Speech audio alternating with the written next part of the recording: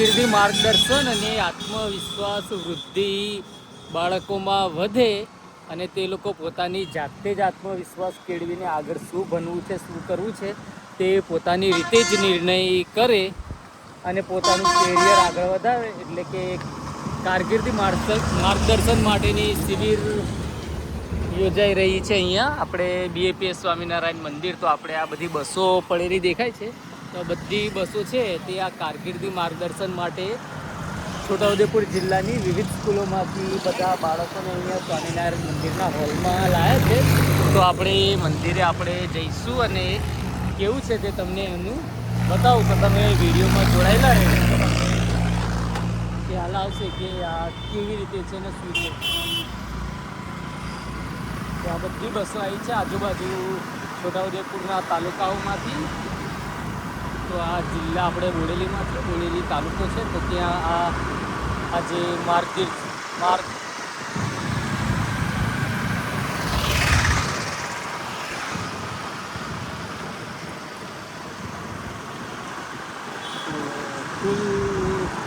ગાડીઓનું આ ટ્રાફિક છે. જુઓ આજે આ કારકિર્દી માર્ગદર્શન અંગેની અહીંયા પ્રોગ્રામ છે, વિઝિટ છે વિદ્યાર્થીઓ માટેનું. તો ત્યાં જ આવેલા છે આપણે. તો અંદર પ્રોગ્રામ ચાલુ છે.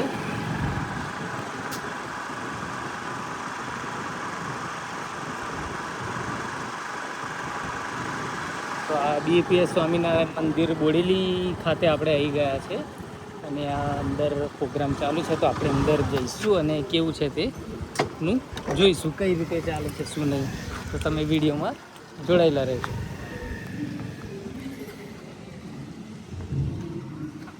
આ BAPS સ્વામિનારાયણ મંદિર બોડેલી છે. તો આપણે ત્યાં જ આવી ગયા છે આજે આ કારકિર્દી માર્ગદર્શનની શિબિરમાં. તો આપણે તમે જોડાયેલા રહેજો ને દેખજો કે કેવું ચાલે છે. તો ફૂલ ડિટેલ વિડીયો પણ મૂકવામાં આવશે, તો એ પણ તમે જોઈ લેજો. અહીંયા નાસ્તાની ને જમણવારની બધી જ વ્યવસ્થા કરી છે, એટલે બાળકોને નાસ્તો ભરપેટ કરાવ્યો છે.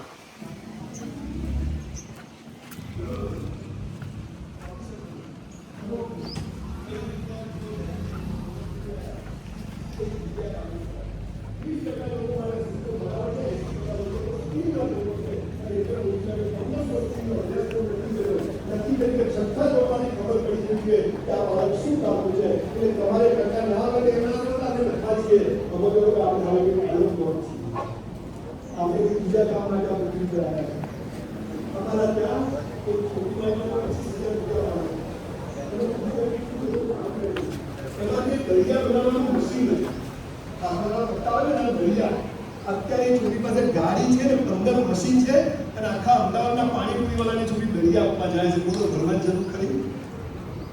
ભણવાની વેલ્યુ છે પણ 80% 70% ઉપર આવે તો ઓછા આવે તો બીજું કામે લાગી જજો, નાનું નાનું કામ કરજો, પણ એ કામ તમને બહુ સંતોષ આપશે ને પૈસા આપશે. છેલ્લી વાત બોક્સ કે મારી વાત પૂરી કરું છું, જેથી આખી વાત વસ્તુ લોકોને પૂરી જાય. પહેલું છે તો આપણે કરવાનું. બોલો એટલે આ જીવનસાથી માટે ટાઈમ બગાડવા જરૂર ખરી? આપણા ભગવાનના જે મળે એ કોઈ નહીં જોવા, જે બધું થાય છે શું કરવું અને મહેનત બેસ્ટ કરવાની, પરિણામ જે આવે એના માટે ખુશ કરવાનું. ધર્મ આપણે કહે છેલ્લું છે મોક્ષ. કયા મતના વિશે અલ્લાહ પૂછશે કે તે શું કર્યું, અથવા આપણે ભગવાન પૂછે ત્યારે મોક્ષ જોઈએ છે. તો હું તમને સાહેબ સરસ વાત કરું કે મોક્ષ કોને કહેવાય. સરદાર વલ્લભભાઈ પટેલ, દેશનો ગૃહમંત્રી, મરવા પડે ને ખિસ્સામાં 275 રૂપિયા હોય અને એ એમની દીકરીને કહે કે મણી હું મરી ગયો તો 275 રૂપિયા તો સરકારમાં પાછા આપી દે છે, અને તોય આપણા મોદી સાહેબ 3000 નોટનું સ્ટેચ્યુ ઓફ યુનિટી બનાવે ને, આને મોક્ષ કહેવાય. ગાંધીજી આનું ધોતિયા લઈને ખીસું નહીં, અને આ ભારતમાં એવું કે ખીસું નહીં જેમાં ગાંધી ના હોય. હવે દીકરા દીકરીઓ તમને મોક્ષ અપાવવાની વાત, કોઈ પાપ પુણ્ય નથી, બધું બનાવવાની વાતો છે. ઉપર સ્વર્ગ છે ને સ્વર્ગમાં અપ્સરાઓ છે, દુનિયાની ઓછી છે. ઉપર બધું મળે નહીં મળે, કોઈ મળેલો ઉપરથી આવ્યો નથી, જીવતો આવ્યો નથી. પણ આ જીવન કેમ જીવાય તેની વાત કરું.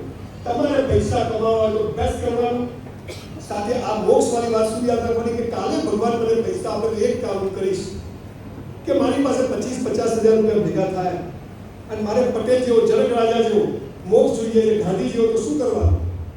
આપણા કુટુંબ સમાજમાં બોડેલીમાં નજર કરવાની કે આપણાથી આપણા સમાજમાં કોણ દુઃખી છે, કોઈ દીકરી, એને મદદ કરવાની. અને આ તમે મદદ કરશો ને, કોઈને કહેવાનું નહીં, તો તમને મોક્ષ મળી જશે. એટલે આપણી જે બહેન દીકરી કુંવાસી છે એને મદદ કરો. આ ભાવના રાખજો. મને આ નથી પૈસા, પણ આજથી નક્કી કરજો કાલ ભગવાન પૈસા આપે તો મારે આ થેન્કલેસ જોબ કરવી. બોલો, આ પહેલું છેલ્લું આપણા હાથમાં ખરું કે નહીં? બીજું ભગવાનના હાથમાં ખરું કે નહીં? બેસ્ટ કરવાનું, પરિણામ એના હાથમાં. જે મને જે પડી જાય એના હાથમાં. આપણે ટાઈમ બગાડવાની કેરિયર. અને અત્યારે બી કોઈ છોકરા છોકરીઓને આમાં હોય ઈલું તો હાજર રાખીને બતાવી દેજો. એને હમણાં પણ કે 25 વર્ષ પછી આવે, 50,000 કમાઈએ પછી મધર ટેરેસા બી બની શકાય. પહેલું છેલ્લું આપણે કરવાનું, બીજું ત્રીજું ભગવાન પર છોડી દેવાનું. હવે ફરીથી પાછા બરોડા કૃષ્ણ ભગવાને મને કહ્યું એ તમને કહું, મેં તો કોઈ મજા નથી કે કેમ બધા તિવેલ દીધેલા કે આ બે કોઈ કરતું નથી, બધા આ બે જ કરે. અને આ બે કોઈ નથી કરતું, આ બે કરે. આજથી આપણે ધર્મ અને મોક્ષ માટે મહેનત કરશું. પૈસા કમાવાને જીવન સાથી ભગવાનના હાથમાં છે, પણ બેસ્ટ કરીશું. અને લગ્ન થઈ જાય એની જોડે પણ બેસ્ટ જીવીશું. પછી જે થાય દેખા જાય. बोला હવે अपनी बात साचू कि तू करता वो है जो तू चाहता है, फिर होता वो है जो मैं चाहता हूँ. तू करने लगो जो मैं चाहता हूँ, फिर देख होगा वो जो तू चाहता है.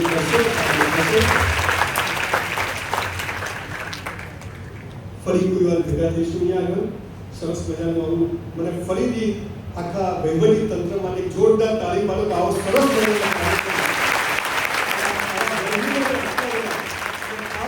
શિક્ષકો માટે તાળીઓ પાડો કે જે તમને લઈ આવ્યા છે. અને એક તાળી તમારા માટે પાડી દો, તમે 3 કલાક અને મારા બે ભાઈઓને પાડી દો. જય સંજય માટે